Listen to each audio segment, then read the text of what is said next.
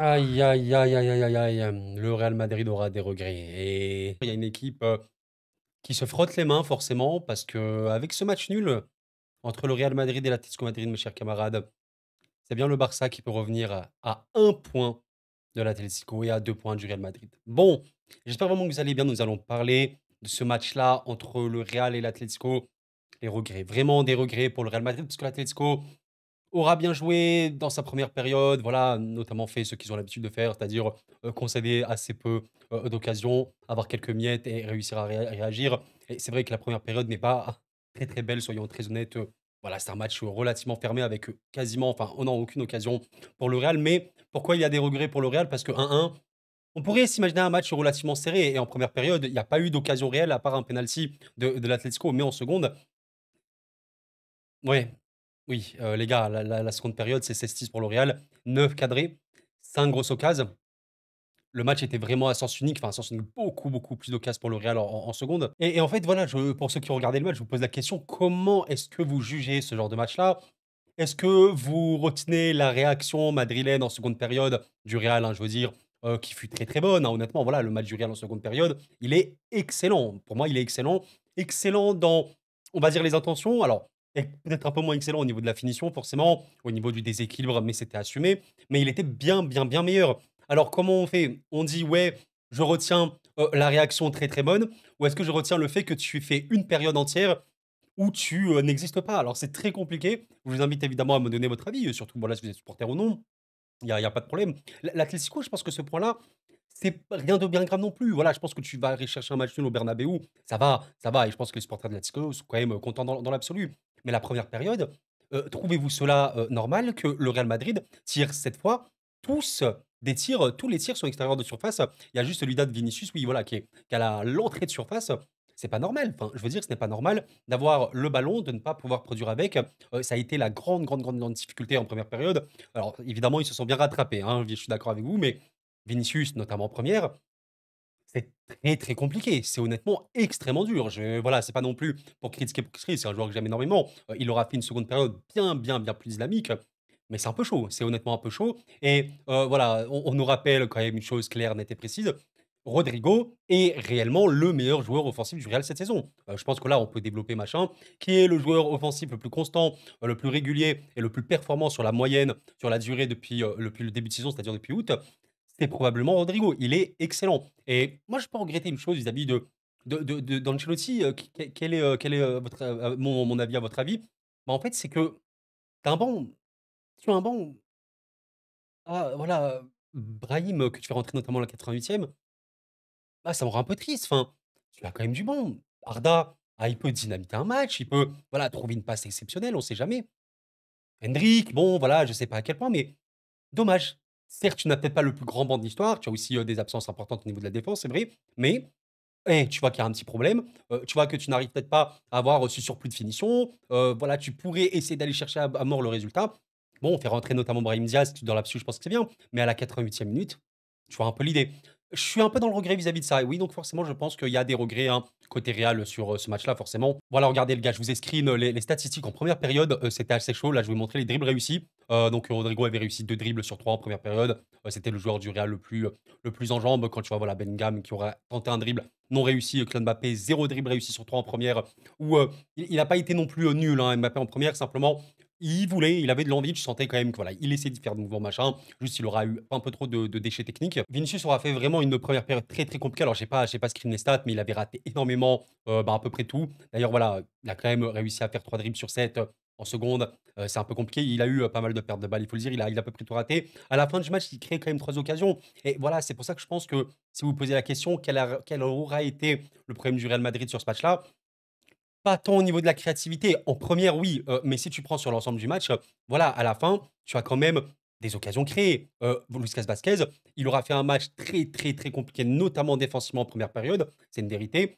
Cela dit, c'est le joueur au final qui crée le plus d'occasions. Ce qu'on entend une occasion créée, c'est-à-dire une passe qui va faire en sorte que tu vas avoir une occasion de but. Bon, Vasquez et Rodrigo sont les 2 joueurs qui ont créé, le plus, d'occasions ici. Même si tu vois qu'ici Rodrigo, il n'a pas réussi un seul centre, Rodrigo pardon, Lucas Vasquez n'a pas réussi un centre. Forcément, c'est compliqué. Ce qui est aussi intéressant de voir et vous allez le voir parce qu'il y a des joueurs, qui ressortent vis-à-vis de ce match-là, notamment, Dani Ceballos, qui aura pour moi fait un vrai beau match.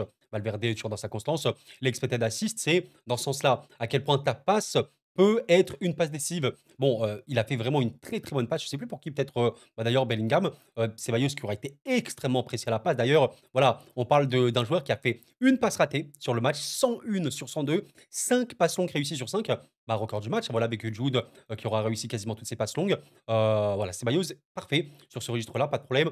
Il aurait mérité d'avoir une passe D, Ceballos qui aura vraiment fait un très, très, très bon match. Voilà, il faut aussi le dire. Mais voilà, tu peux voir qu'au niveau des occasions créées, il y a quand même eu, un joueur de l'Atlético ici, Alvarez, qui aura été extrêmement déterminant. Et après, il y a que des joueurs du Real. Vinicius, malgré sa première mi-temps, très, très, très compliquée, à la fin du match, il a 3 occasions créées, 0,52 expected assist. Il aura vraiment fait, un match du tout au tout. La première période de Vinicius, tu la notes quoi? 2. Honnêtement, il est très, très, très compliqué. La seconde période, je lui note plutôt 7, et même plus, un petit peu, peut-être 7,5. Tu vois un peu l'idée, donc ça a bien, bien, rebalancé la moyenne, forcément. Et il y a eu un temps fort du Real, vraiment énorme. Regardez un petit peu ici, vous voyez dans le momentum, il y a eu, on va dire, entre, oui, la reprise et la 60e minute, environ 15 minutes de très, très, très haute intensité. Après, évidemment, ça peut continuer et l'Atlético a eu pas mal, d'occasions. Ça aussi, c'est aussi de la logique. Je pense qu'il y aura des supporters du Real qui me diront: mais Koro, je regrette qu'on fasse pas ça du début à la fin». C'est très dur, honnêtement, de faire ça du début à la fin. C'est-à-dire d'être une machine, rouleau compresseur, quand même, contre une équipe, d'un très, très haut niveau contre l'Atlético, c'est assez compliqué. On peut, hein, dans l'absolu, on peut générer des occasions, machin, et cetera. Mais le répéter, sur une durée, c'est extrêmement compliqué, surtout n'oubliez pas, le football, c'est aussi, une prise de risque. Pour avoir des occasions, il faut prendre des risques, il faut faire des passes en avant, il faut tenter des passes qui cassent les lignes, il faut tenter des dribbles. C'est comme ça qu'on joue au football et généralement, dans les gros matchs, en première période, tu vas quand même éviter d'avoir un surplus de risques. C'est assez normal. Donc OK, c'était pas bon, quand même, hein. Ça veut pas dire que je prends pas de risque, que tu dois mal jouer. En première période, le Real devait avoir beaucoup plus de possibilités. C'était pas bon, trop déchets techniques. Mais en seconde, tu perds au score, il faut que tu reviennes. Forcément, tu vas beaucoup plus tenter et ça s'est vu. Et là, oui, le Real a vraiment mis en énorme, énorme difficulté, l'Atlético et ouais, je crois que, ouais, Bellingham, 3, 4 grosses occasions ratées. Regardez un petit peu, hein. La seconde période, c'est, mesdames, messieurs, 5 grosses occasions pour le Real. 5, OK, il y en a 4 qui ont été ratées. Bah, je crois que c'est quasiment, que Bellingham, hein, qui les a toutes ratées, on va voir ça. Bah, voilà, il y a Mbappé qui en a raté une, Simeone, côté, Atlético effectivement, mais Bellingham, il en a raté 3. Alors, sur la première qu'il rate, c'est, de toute façon, Kylian Mbappé qui marque, hein. Voilà, à la 50e minute, le tir est bloqué, Kylian Mbappé reprend et il marque. À la 52e, poteau et à la 57e, arrêt d'Oblak. En l'espace de 7 minutes, Bellingham aura eu 3 grosses occasions, nettes, précises. Il aurait mérité un but. À la finition, les gars, qu'est-ce que vous voulez que je vous dise? Et Bellingham, toujours dans ce registre très, très offensif qu'on a compris au Real Madrid maintenant. Je pense que c'est aussi les consignes du coach. Voilà, Bellingham est un joueur offensif. C'est peut-être pas le plus gênant d'avoir Bellingham offensivement au Real Madrid, à condition que derrière, ça assure un certain équilibre. Ou alors qu'il y ait des replis excellents. Enfin, exemple très bête, Achraf Hakimi, par exemple, au Paris Saint-Germain, en phase de construction, en phase de possession haute, c'est un joueur offensif, c'est un attaquant au Real Madrid, ce qu'on pourrait dire un joueur intérieur qui fait un peu le lien entre tous les joueurs, qui a, voilà, Bellingham également un joueur offensif de manière très très claire. Bon, ça pourrait ne pas être problématique s'il y avait beaucoup de sécurité derrière et s'il y avait beaucoup, beaucoup de replis, ce qui n'est pas forcément le cas. Effectivement, il y a des situations où le Real peut être très, très déséquilibré, hein. Je suis désolé pour le screen extrêmement saturé, mais voilà, par exemple, vous avez cette image-là, où on est à l'heure de jeu où voilà, l'Atlético avait un peu reposé le jeu. Bon, tu as une structure très affaiblie, hein, voilà, les replis ne sont pas du tout effectués pour les joueurs madrilènes. Vous avez un bloc qui n'existe pas. Donc oui, je pense qu'il faut, comment vous dire, accepter ceci, le Real Madrid n'est pas une équipe qui peut être la plus performante possible sans ballon. Ce qui a été, plutôt très, très positif sur ce match-là, beh, en vrai, des performances défensives bonnes, honnêtement bonnes individuellement et voilà, il faut quand même le noter, ben, Fran Garcia, alors je sais pas si c'est un peu, voilà, l'effet Marcelo, légende absolue qui était là, qui l'a boosté ou quoi, hein. Marcelo, oh là là, qu'est-ce qu'il était fort! Qu'est-ce qu'il était fort Marcelo, un de mes joueurs, préférés je pense de ma vie. Mais, il aura été, je trouve relativement actif, défensivement. Bah, d'ailleurs on peut le voir ici, hein, regardez les actions défensives, du Real Madrid, ce sont, Fran Garcia et Dani Ceballos, qui sont les premiers avec voilà des interceptions, des récup, des dégagements également. Oui non, il a été bien, hein, Fran Garcia honnêtement, j'ai bien aimé et il a quand même, assuré une certaine sécurité parce qu'il y avait un certain moment où tu disais: «Bon, le Real, ils arrivent pas à marquer, ils arrivent pas à marquer». Tu vas te faire punir sur une transition rapide et tu peux vraiment, vraiment souffrir. Fran aura quand même à gagner, des duels importants et c'est quand même très bien pour le Real Madrid, hein.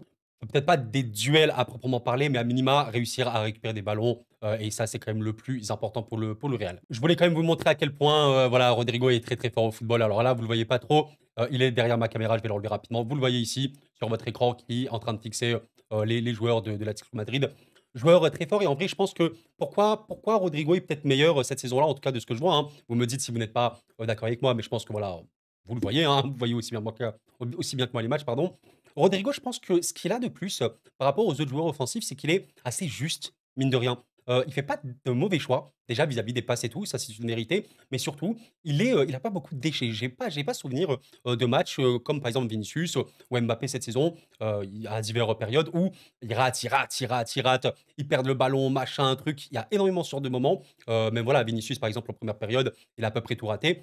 Rodrigo, j'ai beaucoup moins cette impression. Alors je pense que c'est déjà arrivé, mais cette saison en tout cas pas du tout. Bon voilà, en tout cas, là il fixe les joueurs de l'Atlético Madrid. Il arrive, à passer, sur son premier crochet, donc voilà, ça c'est de la déstabilisation, c'est aussi ce qu'il faut. On a d'ailleurs, regardez un petit peu ici entre les lignes, Bellingham qui dans son registre est très, très, très projeté. On a Kylian Mbappé, qui est un peu derrière. D'ailleurs, normalement ça devrait être l'inverse, Kylian Mbappé qui prend, la profondeur, potentiellement fait un appel ou quoi. En tant que numéro 9, on a voilà Bellingham qui devrait être un peu plus en dessous, proposer une solution ici, on va dire, entrée de surface. Pour moi, c'est un peu plus logique, disons que Bellingham en, position haute, soit entrée de surface et Kylian Mbappé, soit ici dans ces zones-là. D'ailleurs, vous voyez ici, je crois que c'est Ceballos qui est en train de monter potentiellement pour tirer une frappe, extérieure surface ou comme Valverde, par exemple, peut le faire. Au final, vous avez, voilà, Rodrigo qui continue vraiment sa course tout au fond, voilà, quasiment le long de ligne. La passe, passe parfaitement et là, c'est peut-être quand même un truc à travailler parce que alors OK, cette action a fini en but et il faut le dire, bravo à Rodrigo qui aura surtout, c'est Rodrigo qui fait quasiment tout le but, hein,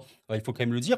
Mais on est dans une situation pas forcément idéale, j'insiste là-dessus, le football, c'est aussi un jeu de positionnement. C'est un jeu, c'est un sport, OK, mais dans le jeu, si on voit ça un peu comme une partie d'échecs, comme un échiquier géant, le football, c'est le positionnement des joueurs. Bon, vous avez Vinicius qui est ici, OK, pour moi, il est plutôt, bien placé. Potentiellement, voilà, c'est Ceballos qui peut être, entrée de surface.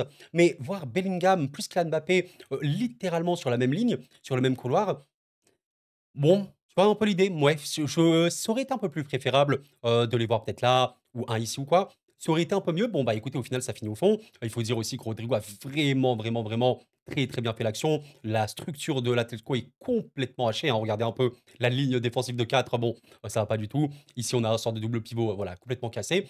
Bravo, bravo, au final, le ballon, il passe. C'est Bellingham qui va réussir j'allais dire à la piquer un petit peu. Voilà, vous voyez que la défense de l'Atlético ne passe pas du tout. Voilà, Bellingham dans l'absolu, bien sûr que ça peut être son registre. Il essaie de couper le ballon, tranquillement qui part ici. OK, Kylian Mbappé a quand même réussi à lire que Bellingham, n'allait pas prendre allait prendre le ballon, c'est bien. Au final, c'est dégagé et vous avez le ballon donc qui rebondit et évidemment qui va atterrir directement sur Kylian Mbappé, qui va pouvoir, finir, avec le ballon qui rebondit comme ça et on va dire dans le petit filet opposé. Mais vous voyez, ça, c'est un petit peu plus à réfléchir. Je pense quand même qu'il y a des meilleurs, positionnements à avoir et j'ai souvent trouvé Bellingham et Kylian Mbappé dans la même zone à proprement parler. Ce qui, je pense, pourrait être mieux avec, on va dire, une plus grande, un plus grand, on va dire, une absorption des espaces ou plutôt, voilà, une présence dans les espaces. Là, tu devrais avoir un joueur, là, tu devrais avoir un joueur et au final, tu as 2 joueurs collés ensemble. Bon, tu vois un peu l'idée, c'est aussi avoir, beaucoup, beaucoup d'espace, beaucoup de maîtrise de l'espace plutôt, voilà. Donc voilà, honnêtement, tout ça pour dire, oui, le Real aura fait vraiment une période, seconde bien, bien meilleure avec beaucoup plus de mouvements, beaucoup plus de combinaisons, beaucoup plus d'appels, beaucoup plus de propositions en vérité et surtout, j'allais dire de l'envie, peut-être pas de l'envie, mais beaucoup plus en fait de risques, prise de risques pris, et voilà, l'Atlético Madrid a été vraiment mis en difficulté. Je pense que à la fin, peut-être que le Real aurait mérité de gagner. Après, c'est compliqué de dire, ça veut dire quoi le mérite? Dans l'absolu, l'Atlético mérite de bien défendre, mais voilà, en seconde, ils n'ont pas bien défendu quand même, soyons honnêtes. Tu as vraiment, subi beaucoup, beaucoup trop. Tu as été pertinent quand même en cas de transition ou même en contre. Tu aurais, honnêtement pu, hein, il y a pas non plus des méga grosses occasions pour, l'Atlético en seconde à part, c'est Simeone à un moment, je crois que c'est celle-là, ouais. Simeone à la 60e, c'est une vraie, vraie, vraie sale occasion. Mine de rien ici, Griezmann qui est, sur un contre, on va dire vraiment bien, bien pressé par je ne sais plus qui, donc il aurait pu mettre, mais bon, c'était un peu compliqué au vu de la défense qu'il y avait du Real Madrid à ce moment-là. Au final, ça fait quand même une Liga, assez ouverte, même si je sais que certains aimeraient, bah, forcément gagner, sans risque. En vrai, c'est super serré, hein et voilà, on parle beaucoup de Barça-Real, normal, hein, ce sont les 2 clubs les plus populaires d'Espagne. Attention quand même, attention, parce que les petits loups de l'Atlético, invaincus quand même maintenant depuis quelques temps, voilà, on parle, on parle, on parle, mais ils sont là, très, très, très peu de buts, encaissés cette équipe-là. Elle est vraiment capable de remporter cette Liga qui est super incertaine, mais je vous avoue que si le Barça qui affronte quoi? Séville, je pense, ouais, Séville. Si le Barça peut battre Séville et qu'on peut avoir 50, 49, 48 points, je vous avoue que pour le suspense, ce serait vraiment très, très bien. D'ailleurs, voilà, petit, rappel des programmes des 2 équipes. Le Real Madrid va vraiment vivre, voilà, une période très, très importante quand même. Je sais pas à quel point ils sont rassurés, mais bon, tu affrontes City bientôt. Voilà, un City qui, on sait, a vraiment des possibilités et je pense que c'est ça qui est intéressant avec le Real Madrid. Quand elle a le ballon, quand elle arrive à prendre du risque, pour moi, ça reste une équipe qui est forte. Avec le ballon, elle a du jeu, elle a du jeu, elle a des possibilités. Il y a pas tant de problèmes que ça, surtout quand tu dois prendre plus de risques, tu dois y aller. Le Real peut, j'allais dire facilement, souvent faire craquer l'adversaire avec le ballon. Mais quid, qu'en est-il d'une équipe qui arrivera à mettre une pression importante au Real Madrid? Je suis un peu plus dans le doute. On sait pas, on sait pas. Est-ce que le Real Madrid contre une équipe qui va avoir le ballon? Est-ce que le Real Madrid contre une équipe qui va vraiment te presser de manière très, très, très intense? Est-ce qu'elle peut faire, des choses de fou? Bon, en tout cas, cette saison, quand ça arrive et notamment contre le Barça, c'était beaucoup plus compliqué. Ouais, je pense que malheureusement, il y a trop, trop de joueurs offensifs, de profils offensifs pour arriver à être performant sans le ballon et c'est pas vraiment l'ADN de cette équipe-là. Donc attention, attention, attention parce que dans l'absolu, ouais, City Real, bon, moi je pense que le Real va passer. Attention quand même parce qu'il y a beaucoup d'absences. Mais ouais, Manchester City, bon, qui aura vécu, un match, à dire, un peu compliqué. Ils n'ont pas eu trop de finition sur ce match-là, contre une des 3, mais ils ont eu largement, largement, largement assez d'occasions. On sait que City aime avoir le ballon en permanence. Bah, voilà, 73 contre, contre eux. Je rappelle une chose, Manchester City a eu le ballon contre tout le monde en cette saison, littéralement contre tout le monde, même contre Arsenal où ils perdent, 5-1. Voilà, même si c'était une possession vraiment relative, on va dire. Je crois qu'il avait, ouais, plus en première forcément. C'est vrai, mais voilà, le seul match où ils n'ont pas eu la possession, c'était contre Paris et on a vu quelque chose, c'était que oui, Manchester City sans ballon pouvait vraiment, vraiment être très, très faible et on l'a vu notamment en seconde période où ils ont des possibilités offensives, mais derrière, si tu as un minimum de finition, ça peut le faire. Donc, j'aimerais voir aussi le Real Madrid se battre pour le ballon. J'aimerais voir le Real Madrid, montrer que tu peux poser le pied, que tu peux jouer vraiment dans la verticalité avec beaucoup de vitesse et tu devrais normalement éliminer City, qui reste quand même trop fébrile sans ballon. Après, on verra bien. On verra bien, le football, c'est le football, vous connaissez la chanson. Ça peut être très, très explosif. J'ai très hâte de voir ce que ça va donner. Et pour l'Atlético, on a quand même, voilà, après la Liga et je crois que, oui, la suite de la Ligue des Champions, bon, on la connaît pas encore, mais eux, ils sont qualifiés en huitième de toute façon. Notons quand même qu'avant la trêve, on a un Atlético Barça et lui, il est, je crois, assez, méchant, soyons assez honnêtes, les gars. Eh bien, écoutez, c'est la fin de cette vidéo. Je vous remercie d'avoir suivi. Je vous invite à laisser un petit like avant de partir. Qu'est-ce que vous en avez pensé? En vrai, la course en Liga, elle est magnifique. J'espère qu'on aura des rebondissements jusqu'au bout. D'ailleurs, voilà, on dit l'Atlético Barça, c'est le 16 mars. Par contre, le prochain classico, alors on pourrait avoir un classico, en coupe d'Espagne. Alors là, je vous avoue que si on peut avoir encore en Copa del Rey un petit classico, même aller-retour, j'avoue qu'on mangerait bien. Par contre, ouais, c'est quand le prochain classico? Je vois ça en direct, il y a quand même des matchs importants pour le Barça, évidemment. Ah oui, c'est vrai que c'est en fin de saison. Ah ouais, ouais, ouais, ouais, ouais, c'est vraiment, ouais, c'est le waouh, c'est là bah, oui, il resterait 3 matchs après ce classico-là.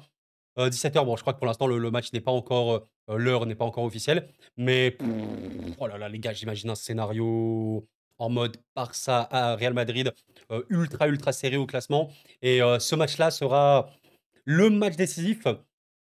En tout cas, voilà, je peux comprendre peut-être le pessimisme des madrilènes actuellement vis-à-vis de l'équipe qui a des failles réelles. Notons quand même, c'est une équipe qui a peu perdu. Certes, ça a perdu contre des grosses, c'est sur net, c'est vrai. Il y a eu une défaite contre l'Espagnol qui honnêtement, voilà, c'est un match sur 1000, ce genre de choses, où quand même tu as été, plus fort. Certes, tu as eu des problèmes de créativité, c'était pas assez fluide et tout, tu pas de génération d'occasions, regardez ici. Voilà, contre l'Atlético, tu as généré beaucoup plus d'occasions, c'est vrai. Mais bon, l'Espagnol avec quasiment rien a réussi à gagner. Ce genre de truc arrive très rarement. On verra, on fera les comptes en fin de saison. Pour l'instant, il y a Manchester City et nous verrons bien ce qui va en être. Je vous invite à me faire, vos retours. Qu'est-ce que vous en avez pensé de la performance de certains joueurs? Il y a du genre, toujours régulier au Real, Valverde entre autres, Valverde un petit peu fort au football, mais vraiment un tout petit peu. Dani Ceballos quand même, il montre des vraies, vraies satisfactions et nous verrons bien ce qu'il en sera par la suite. Je vous remercie d'avoir suivi la vidéo les amis, c'était cool, prenez soin de vous et la paix sur vous.